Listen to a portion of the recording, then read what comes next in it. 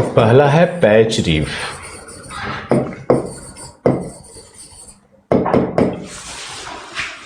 Patch reef क्या है? तो पैच रीफ को समझने के लिए एक एग्जाम्पल लेते हैं कि ये हमारा तट रेखा है, ये हमारी तट रेखा है और ये ओशियन है। ये जो पार्ट है ना डॉटेड वाला, इसको हमने मान लिया ये सी है या ओशियन है, ओशियन का भाग है। तो यहाँ पर तट से संलग्न यदि भौगोलिक दशाएं अनुकूल होगी तो यहाँ तट से संलग्न कोरल रीफ का इस तरह से पैबंद के रूप में, पैचेस के रूप में इसका विकास होता है ना। ये प्रथम प्रवाल है, ये इनिशियल रीफ फॉर्मेशन यही होता है कि बिल्कुल तट रेखा से संलग्न लो वाटर टाइड के नीचे, अगर इसका आप क्रॉस सेक्शनल देखना चाहोगे तो क्रॉस सेक्शनल कुछ ऐसा बनेगा। ये लो वाटर टाइड मैंने लिया, यहाँ पे सी लेवल नहीं लेना है, लो वाटर टाइड लिया करो। तो एकदम बिल्कुल संलग्न यहाँ पर जो ये फॉर्मेशन बन रहा है, ये जो फॉर्मेशन है यही पैच रीफ है, इसी को पैच रीफ कह रहे हैं। ये हमारा है पैच रीफ जो बिल्कुल तट से संलग्न है। अब पैच रीफ कैसे निर्माण हुआ, किस आकृति का दिखेगा, कैसा होगा, तो एक थोड़ा सा अपना इमेजिनेटिव पावर को ग्रो करोगे तो आप देखोगे कि जहाँ पे मान लो हम लोग नया कुआं खोदते हैं तो वहाँ पे पत्थर रखा रहता है, उसमें मॉस एंड लाइकेंस स्वतः आता है कि नहीं, है ना। उसको भगवान तो क्रिएट कर रहे नहीं आते हैं, लेकिन वहाँ जब जैव रासायनिक दशाएं उस तरह की होंगी तो वहाँ पे जीवों की उत्पत्ति की दशाएं बनती है। जैसे मान लो तुम आटा गूंथ करके रख देते हो तो वो सड़ने लगेगा, और सड़ने में देखोगे उसमें पता नहीं कहाँ से कीड़े आ जाते हैं। तुम देखो बेसन रखते हो, उसको टाइट बंद करो, फिर भी उसमें कीड़े आ जाते हैं। तो एरोबिक और एनारोबिक क्रियाएं जो हो रही हैं, फोटोसिंथेसिस और केमोसिंथेसिस की जो क्रियाएं हो रही हैं, जो रासायनिक क्रियाएं हो रही हैं, जो सूर्य के रश्मियों के द्वारा जो एनर्जी आ रहा है, उस एनर्जी का मिनरल्स के साथ और वाटर के प्रेजेंस में जो क्रियाएं हो रही हैं, उसके कारण जीवों की उत्पत्ति संभव है। कई लोग हमसे प्रश्न पूछते हैं कि सर वहाँ पे अचानक पैच रीफ कहाँ से आ गया। तो उसका एक ही उत्तर हो सकता है ना, डार्विन को ही फॉलो करना है कि जहाँ पर भौगोलिक दशाएं, वो जैविक दशाएं या जैव रासायनिक दशाएं या हाइड्रो बायो कंडीशंस, जहाँ पर केमिकल कंडीशंस जहाँ पर उस तरह का बनेगा, वहाँ पर वो जीव उत्पन्न हो जाता है। तो ये कोरल्स भी एक तरह का वो मॉस एंड लाइकेंस जैसा ही फॉर्मेशन है ना। उसमें पॉलिप्स आएगा, पहले मॉस एंड लाइकेंस ही आता है, फिर उसमें एल्गी का देखोगे बहुत सारा एक्युमुलेशन होने लगेगा, फिर उसके बाद देखोगे कि ये जीव धीरे धीरे करके वहाँ पर प्रकट हो जाता है। और ये जब प्रकट होने लगेगा तो ये अपने आप को एक जीव, दूसरा जीव, तीसरा जीव, वहाँ पे जो कॉलोनी बनाने लगता है, जो मैंने कल के क्लास में आपको समझाया था, पारिस्थितिक तंत्र के रूप में कोरल रीफ को हम पढ़ा चुके हैं। उसमें कौन से जीव होंगे, कैसे होंगे, सब पढ़ाया जा चुका है। तो ये कोरल पॉलिप्स कैसे अपने चारों तरफ कॉन्क का एक कवर का निर्माण करता है, और कैसे वो कॉलोनी जो उसका बसेगा, और कैसे एक कॉलोनी के ऊपर दूसरा कॉलोनी कैसे आ जाता है, ये आप समझ चुके हो। तो अब आप देखो कि हमारा पैच रीफ आ जाएगा, ये तट से बिल्कुल संलग्न होगा। अब जैसा कि मैंने कल आपको समझाया था कि ये जो रीफ होगा, इसका विकास कभी भी लैंड की ओर नहीं हो सकता है। इसलिए नहीं हो सकता है क्योंकि लैंड की ओर न्यूट्रिएंट्स भी नहीं मिलेंगे, और ज़्यादा न्यूट्रिएंट्स भी नहीं मिलेंगे, और जो कोरल का पानी के ऊपर अगर ये सी लेवल के ऊपर या लो वाटर टाइड के ऊपर अगर इसका कोई भी पार्ट आता है या इवॉल्व करता है, विकसित होता है, तो ये कभी सरवाइव नहीं कर पाएगा, क्योंकि सब एरियल प्रोसेसेस के द्वारा, जो वायवीय क्रियाएं हैं उसके द्वारा इसका विनाश हो जाता है। तो ये पानी के अंदर ही रहेगा। तो इसको पानी कहाँ मिल रहा है? इसको पानी मिल रहा है समुद्र की तरफ, तो ये जल की ओर ही विकास करेगा। दूसरा कारण है कि जो तरंगे आती है, समुद्री तरंगे आती हैं, वो न्यूट्रिएंट्स भी लाती हैं और जल का ऑक्सीजनीकरण भी करती हैं। जो तरंगे ऊपर हवा में उठेंगी वो कैप्चर करेंगी एटमॉस्फेरिक ऑक्सीजन को, फिर उसको छोटे छोटे माइक्रोस्कोपिक बबल्स के रूप में अंदर डाल देती हैं।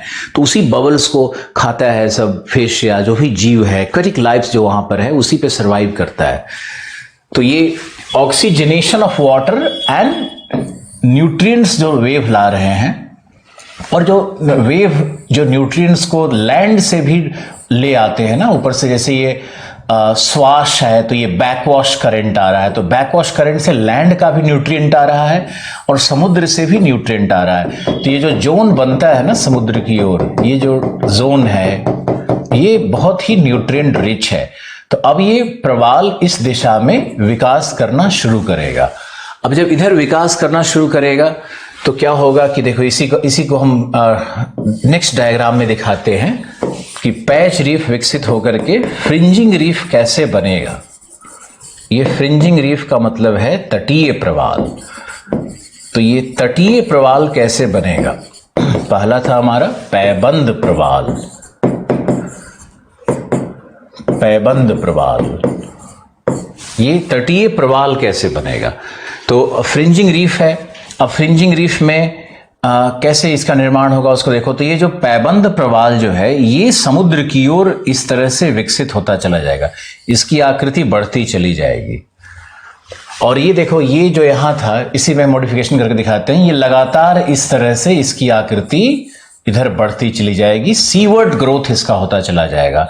तो अब क्या होगा कि ये जैसे ही सीवर्ड ग्रोथ करेगा तो बीच में जो ये प्रवाल है, जो पैबंद प्रवाल जहां पहले बना था वो प्रवाल मृत हो जाएगा। वो ओल्डर जनरेशन का प्रवाल है और ओल्डर जनरेशन के प्रवाल पर जब ये सी वेव्स आकर के अटैक करेंगी, आक्रमण करेंगी, अतिक्रमण करेंगी, तो ये older generation of coral reef में जीव तो है नहीं, तो उसका सिर्फ कॉन्क शेल्स रह गया है, उसका जो लाइमस्टोन का जो कवर था वो सिर्फ रह गया है, कवच रह गया है।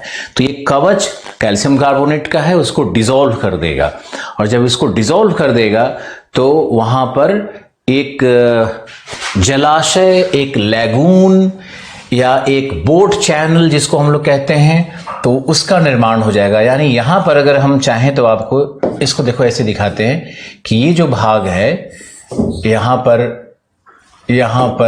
पर एक प्रकार का बोट चैनल बनता है।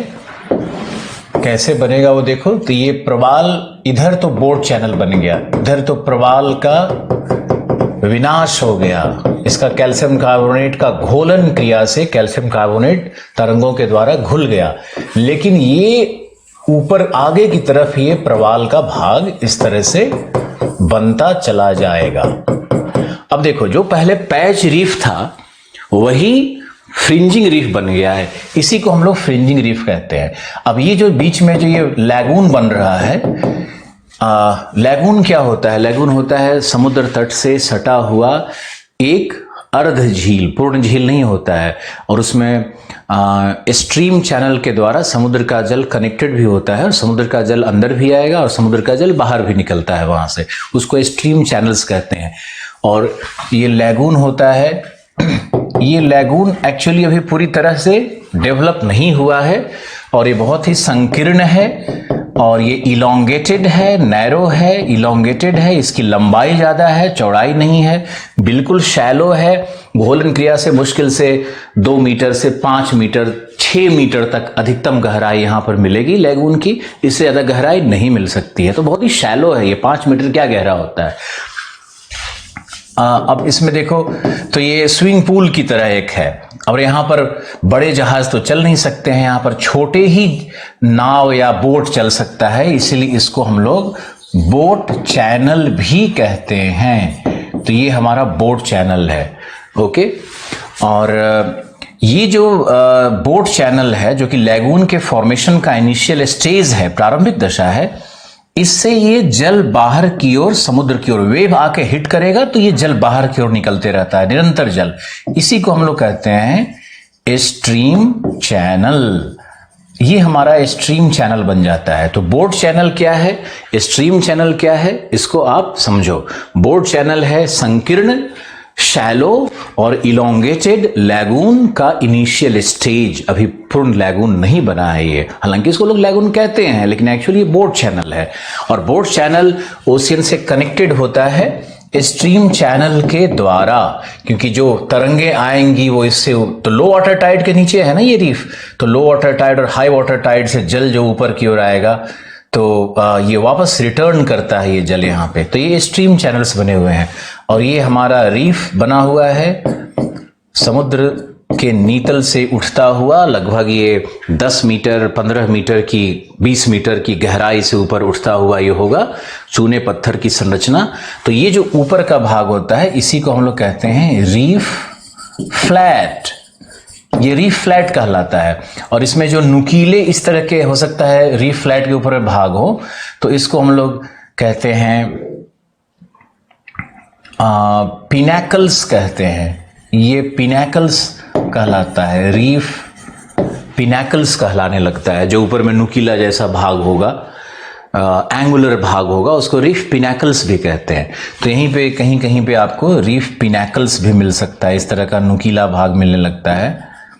क्या होता है कि ऊपर के सतह पर भी चूने पत्थर का कहीं कहीं अपर्दन हो जाएगा, तो रीफ में भी कहीं कहीं पे गड्ढा हो जाएगा, बीच का भाग नुकीला ऐसा दिखने लगता है, तो रीफ पिनैकल्स बन जाता है।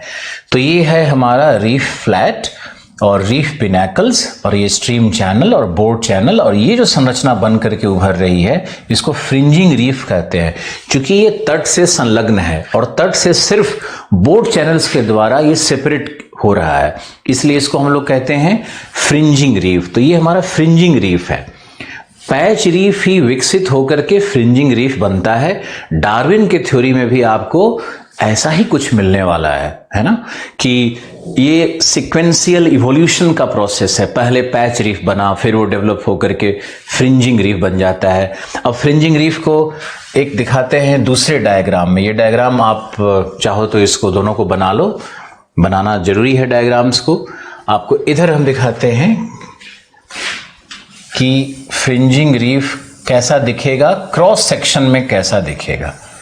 तो क्रॉस सेक्शन में आपको दिखा रहे हैं, ये देखो, ये है हमारा नीतल, ये है हमारा लो वाटर टाइड LWT, निम्न ज्वार तल, और ये हमारा है, मान लो कि ये इस तरह से रीफ का फॉर्मेशन हुआ।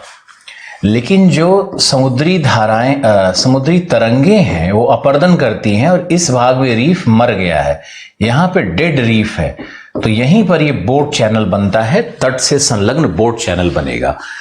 और इस भाग में तो कोरल का ग्रोथ हो रहा है, इधर तो लगातार ये जीवित प्रवाल का क्षेत्र है। तो ये जो जीवित प्रवाल का क्षेत्र है, इसका ऊपरी भाग, ये जो भाग है, यही कहलाता है रीफ क्रेस्ट। आप इसको रीफ क्रेस्ट कह लो, या यही कहलाता है, जब बड़ा और हो जाएगा तो रीफ फ्लैट कहलाएगा। ये रीफ फ्लैट कहलाता है, चबूतरे की तरह बन जाता है, छत की तरह बन जाता है ये। तो ये रीफ फ्लैट कहलाता है। और यही है हमारा लैगून।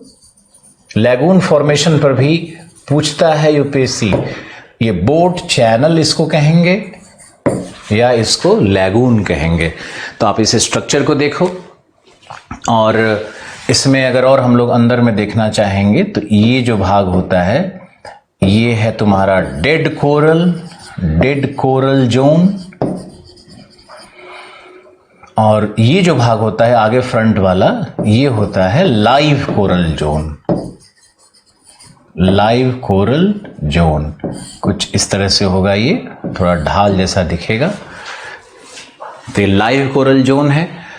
और ये जो ढाल जैसा भाग जो समुद्र की ओर है, ये जो समुद्र की ओर है, इसी को हम लोग कहते हैं रीफ स्कार्प, यानी ये रीफ का कगार भाग है। कगार यानी जो लंबवत ढाल जैसा होता है, जो कि लगभग 35 से 75 डिग्री तक का एंगुलर दशा जिसकी होगी, हॉरिजॉन्टल से अगर हम मेजर करेंगे तो ये रीफ स्कार्प है, लाइव कोरल जोन है, हमारा लैगून बन रहा है, हमारा डेड कोरल जोन है, और हमारा रीफ क्रेस्ट बन रहा है। तो ये स्ट्रक्चर है हमारे फ्रिंजिंग रीफ का। इस डायग्राम को भी ड्रॉ करो, 30 सेकेंड्स का टाइम देंगे आपको। और ये डार्विन के थ्योरी से बहुत कुछ लिया है इस डिस्कशन में, मैंने डार्विन से भी लिया है और जो मॉडर्न थ्योरीज हैं और जो डेविस की संकल्पना है उनसे भी बहुत कुछ लिया है मैंने। फिर मैंने ये मॉडल आपके लिए बनाया है ताकि हर स्टूडेंट को बड़ी आसानी से समझ में आ जाए।